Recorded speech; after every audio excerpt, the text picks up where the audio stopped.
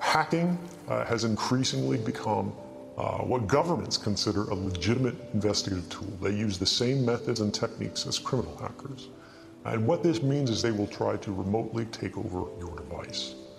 Once they do this, by detecting a vulnerability in the software that your device runs, such as Apple's iOS or Microsoft Windows, they can craft a special kind of attack code called an exploit.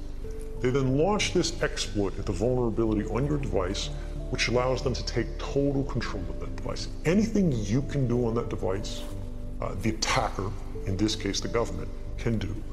People tend not to take them very seriously and move on from them. But over time, that awareness of wrongdoing sort of builds up, and you feel compelled to talk about it. And the more you talk about it, the more you're ignored, the more you're told it's not a problem.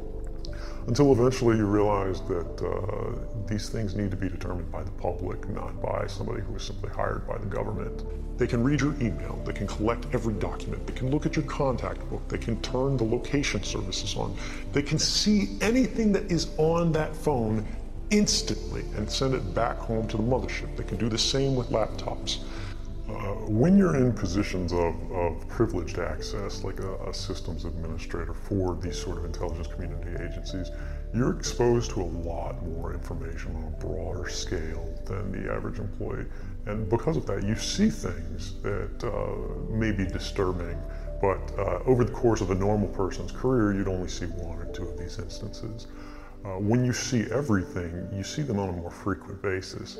And you recognize that some of these things are actually abuses. And when you talk to people about them, in a place like this, where this is the normal state of business, people tend not to take them very seriously and move on from them. But over time, that awareness of wrongdoing sort of builds up. NSA and the intelligence community in general is focused on getting intelligence wherever it can, by any means possible, that it believes on the grounds of sort of a self-certification that they serve the national interest.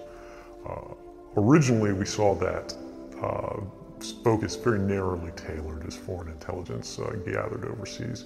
Now, increasingly, we see that it's happening domestically. The other prong that we forget so frequently is that in many cases, they don't need to hack our devices. They can simply ask Google for a copy of our email box, because Google saves a copy of that. Everything that you ever typed into that search box, Google has a copy of. Every private message that you've sent on Facebook, every link that you've clicked, everything that you've liked, they keep a permanent record of. And all of these things are available not just to these companies, but to our governments, as they are increasingly deputized as sort of miniature arms of government.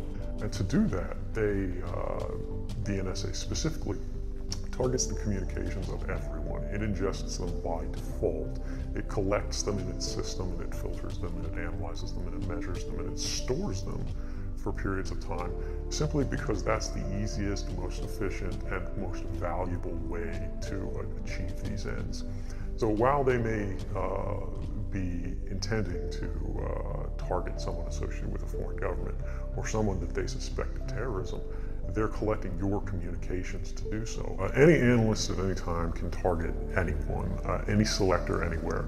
Where those communications will be picked up depends on the range of the sensor networks and the authorities that that analyst is empowered with. Not all analysts have the ability to target everything. I've been a systems engineer, systems administrator, senior advisor for the Central Intelligence Agency, solutions consultant, and a telecommunications information systems officer. But I, sitting at my desk, certainly had the authorities to wiretap anyone, from you or your accountant to a federal judge to even the president if I had a personal email. If you can do it, they can do it. It is trivial to remotely turn on your microphone or to activate your camera, so long as you have systems level access. If you had hacked someone's device remotely, anything they can do, you can do. They can look up your nose, right? They can record what's in the room.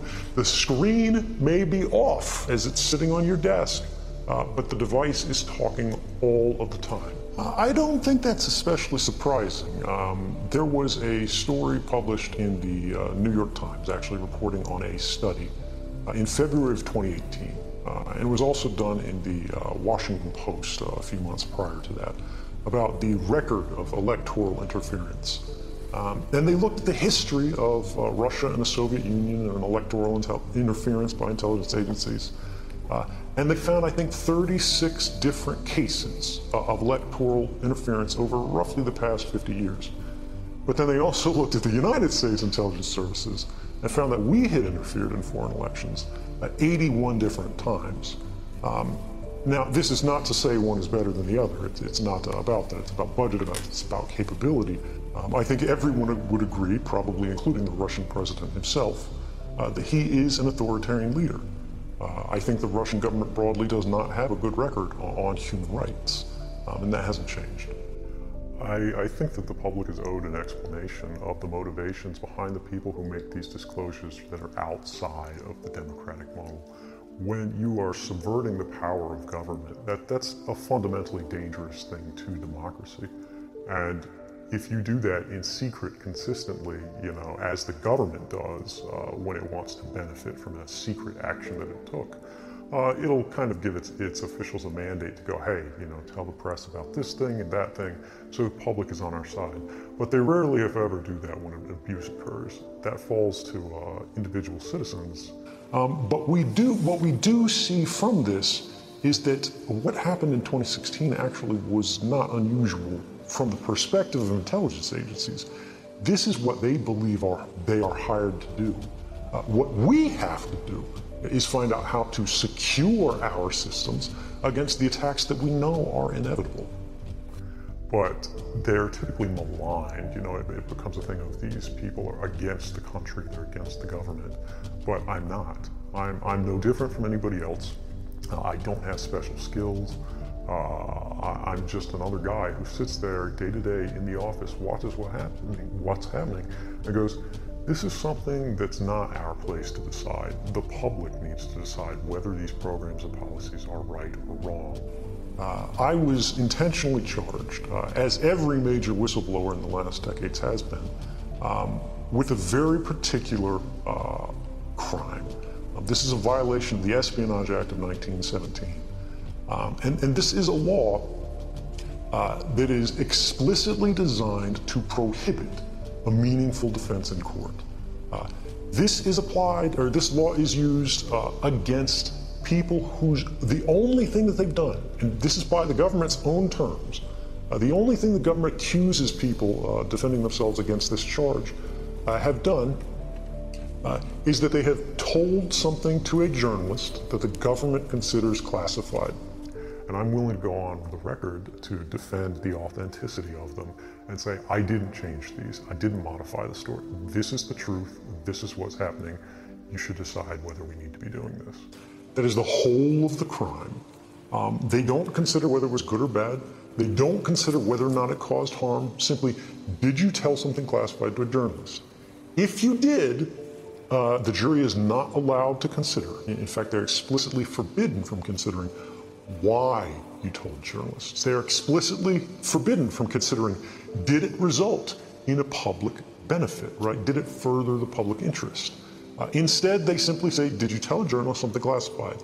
So I am not, if I had stayed in the United States, and my good friend Daniel Ellsberg, by the way, has told me that I was right not to stand and wait for an inevitable arrest, because the laws and the way they're enforced today is not the same as the 1970s when he came forward with the Pentagon Papers. You can't come forward against the world's most powerful intelligence agencies and be completely free from risk, because they're such powerful adversaries that no one can meaningfully oppose them. If they want to get you, they'll get you in time. I would not have received a fair trial. There would not have been much of a trial at all. I would only have received a sentencing. And the question there is, what message does that send, whether you like me or not? I could be the best person in the world, I could be the worst. I could be, rendered by the CIA. I could have people come after me, or any of their third-party partners. They work closely with a number of other nations. Or they could pay off the triads, or any if their agents or assets We've got a CIA station just up the road in the consulate here in Hong Kong, and I'm sure they're going to be very busy for the next week. And that's a fear I'll live under for the rest of my life, however long that happens to be.